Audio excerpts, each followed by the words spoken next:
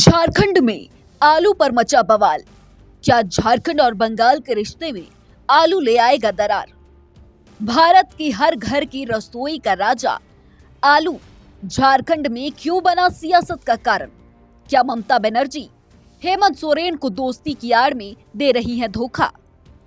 सामने से निभा रही दोस्ती और पीठ पीछे झारखंडियों को कर रही परेशान। इन सब में आलू का क्या है रोल? आइए जानते हैं विस्तार से। दरअसल बंगाल भारत में आलू उत्पादन के मामले में दूसरे नंबर पर आता है और झारखंड आलू आयात के लिए बंगाल पर बहुत ज्यादा निर्भर करता है। अब ऐसे में अगर बंगाल आलू निर्यात पर रोक लगा दे तो झारखंड में आलू की कमी हो जाएगी और दाम आसमान छूने लगेगा। और इस वक्त कुछ ऐसा ही किया है बंगाल सरकार ने। एक और तो ममता बनर्जी ने झारखंड के मुख्यमंत्री हेमंत सोरेन के शपथ ग्रहण समारोह में शामिल होकर इंडिया अलायंस की एकता दिखाई और झारखंड सरकार से दोस्ताना निभाया। वहीं दूसरी ओर झारखंड पहुंचने वाले सभी आलू ट्रकों को बॉर्डर पर ही रोक दिया।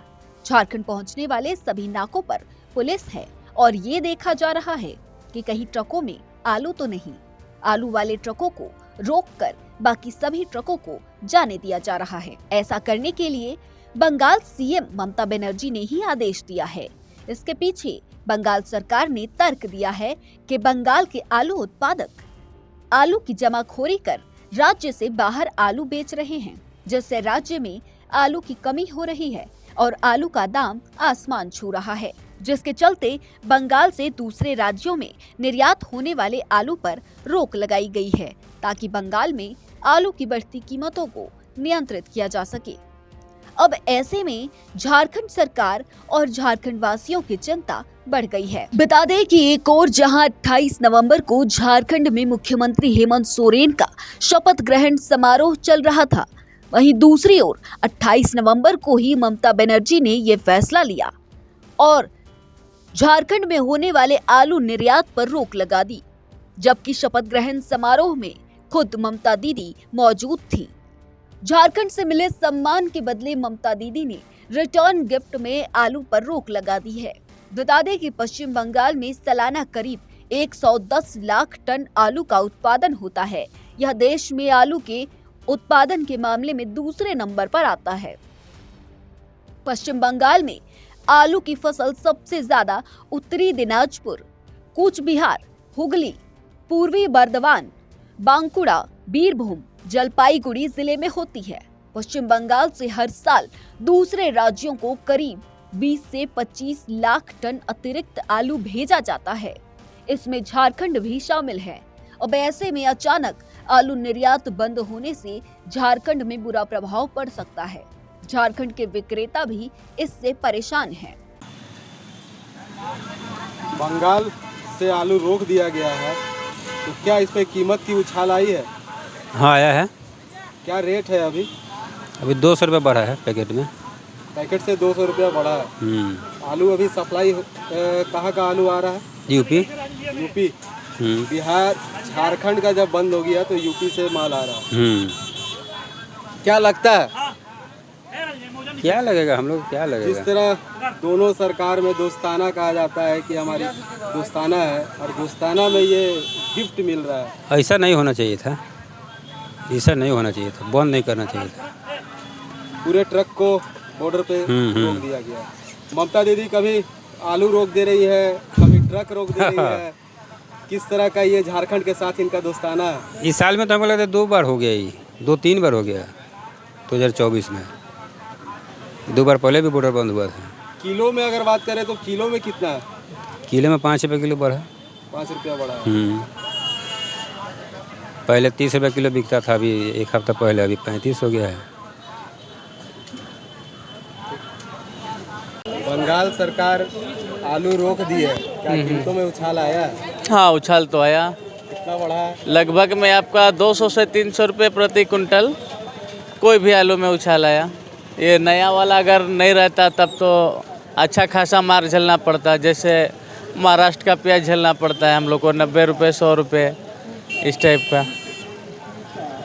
और अभी बाजार में मतलब आलू उपलब्ध है या आ रहा है, लेकिन भरपूर नहीं, पर्याप्त मात्रा में भैया आपको नहीं मिलेगी। कहाँ से आ रहा है? अभी आ रहा है यूपी का, वो ज़्यादा लागत, मतलब कि हम लोग का बाज़ार में अभी आमदनी जो है बिल्कुल ही सामान्य है। स्थिति थोड़ा आमदनी कम ही होती है, इसी को लेकर बाज़ार ऊंचा है, यही सब। दोनों में दोस्ताना संबंध बताया जाता है झारखंड और बिहार में, लेकिन झारखंड और बंगाल में लेकिन ममता दीदी हमेशा गाड़ी रोक दे रही है। ये तो सही नहीं है, ये बिजनेस के लिए और ऐसे या सामान्य लोगों के लिए भी सही नहीं है। इसके ऊपर कुछ ध्यान देना चाहिए सरकार को। इसका जो मार है वो आम जनता को झेलना पड़ता है, तो पब्लिक को ही झेलना पड़ेगा। हम लोग को व्यापारियों का काम है, इधर से उधर से ऐसे करके अपना तो चलाना है।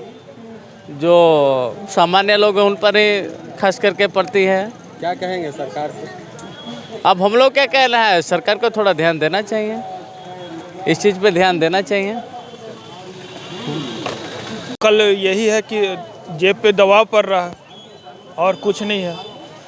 आलू की कीमत बढ़ने से जो है खरीदार उनके भी भारी पड़ रहे हैं। हाँ ज़रूर है, क्योंकि घर में हर एक सब्जी में आपको आलू चाहिए और उसमें अगर रेट बढ़ जा रहा है तो कंजप्शन कम हो जा रहा है, और लेने के लिए आपको जेब से हल्का करना पड़ेगा, तो इसलिए तो दबाव तो है ही, घर पे भी दबाव है। कहीं ना कहीं सब्जियों में कमी आ रहा है कि सब्जी कम हो रहा है, कम कर दें। करना ही पड़ेगा। आप कहाँ से मैनेज कीजिएगा? उसको मैनेज करने के लिए तो आपको कम करना ही पड़ेगा। बिना अरे अब वो तो दोनों सरकार में दोस्ताना देखा जाता है, लेकिन अक्सर देखा गया है कि ममता दीदी कुछ न कुछ गाड़ियाँ रोक दे रही है। क्या वो हमेशा, आज पहले बार नहीं रोकी, इससे पहले भी रोक चुकी हैं। तो ये तो सरकार को देखना है कि कैसे उसको मैनेज करना है। वो अब हेमंत सरकार अब क्या कर रही है, अब उसके ऊपर अब तो हम कुछ नहीं कर सकते।